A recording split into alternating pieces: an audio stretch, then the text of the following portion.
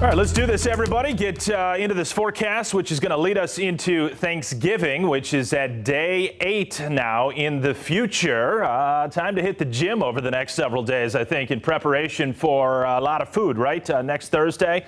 You may not want to go outside, though, so much tomorrow with these winds blowing and these wind chills down into the 20s. I'm talking west to northwest winds at about 15 to 25 constantly or sustained, and a wind gust that can go to 30 to 35, if not 40 miles per hour. Certainly there'll be some gusts along the lakeshore to 40 miles per hour. You put all that together, and the wind chill calculator is going to read, I'm afraid, temperatures down into the low to mid 20s. That's how it'll feel to you for the bulk of the daylight hours tomorrow. Any rainfall has shifted off to the east actually pretty quickly once we got off the 6 o'clock show earlier on. Now, it appears as though there's some returns off to our southwest, and maybe there are a couple sprinkles out over the southern end of Lake Michigan, but the atmosphere is drying out. Maybe a sprinkle from here on out. That would be it, though, as some drier air does try to shuttle in here with those white arrows out to the west. That's the direction of airflow.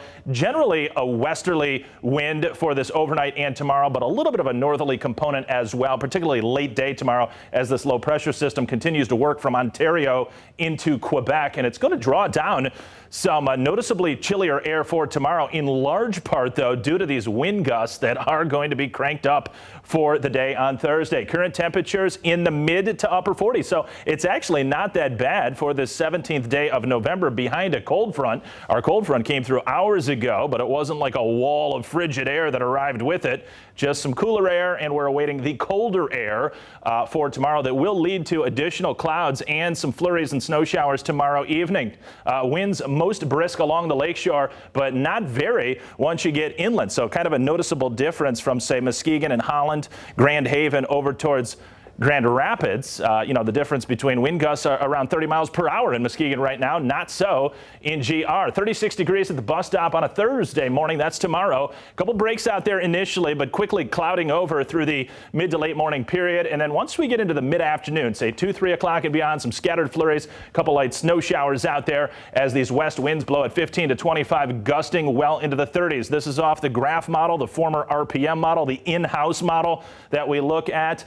And the white numbers on here, sustained winds, I think that's pretty accurate. Sustained at about 15 to 25, gusting to 30 or 35, perhaps as high as 40 miles per hour. And as talked about, those wind chills that can go well down into the 20s. Now, obviously, we've been a lot colder than this in mid-November before, but one of the colder days we've had in a while around here will be felt tomorrow, Thursday. Yes, the winds, the chilly air, and some snow showers into the evening. Been mentioning that, perhaps a dusting, a light coating through tomorrow night, early Friday morning, just enough to make those roadways grimy and a little slippery.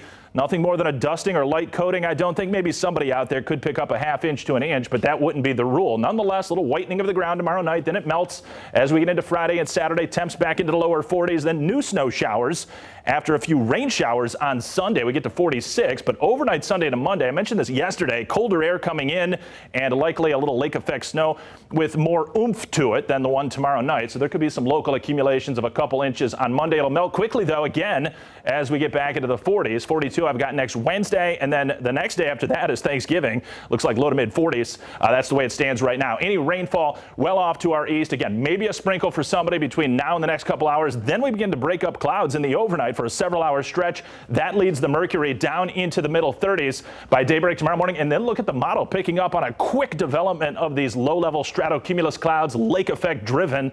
And into the afternoon, some of these scattered flurries, light snow showers begin to develop, but really not a problem until we get beyond sundown, which is about 5:15. Any flurries, light snow showers can collect to a dusting out there. Roadways can become slippery. It's early in the season. People not familiar with driving on the potential light dusting of snow, so you got to watch out for that. 41 and 43 Friday and Saturday. 46 we jump to on Sunday with a couple showers, transitioning to those lake effect snow showers on Monday, which could accumulate to some extent. Do want to show you the European model here for tomorrow afternoon into the evening. Again, models don't really detect lake effect real well, but you can see it's mainly the idea of the white outlined area. That's the zone where there could be a dusting, a coating, perhaps up to an inch in a few locations later tomorrow night, just enough to cause a few problems.